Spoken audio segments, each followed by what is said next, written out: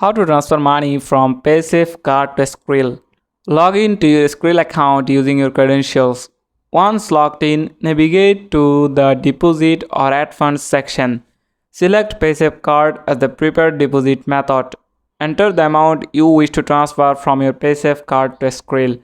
Follow the on-screen prompts to initiate the transfer.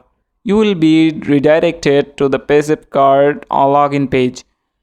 Log into your Paysafe account to authorize the transaction. Confirm the transfer details and proceed with the transaction. Once completed, the transferred amount will reflect in your Skrill account balance. Verify the transaction in your Skrill transaction history to ensure the transfer was successful. That's it. Thanks for watching the video.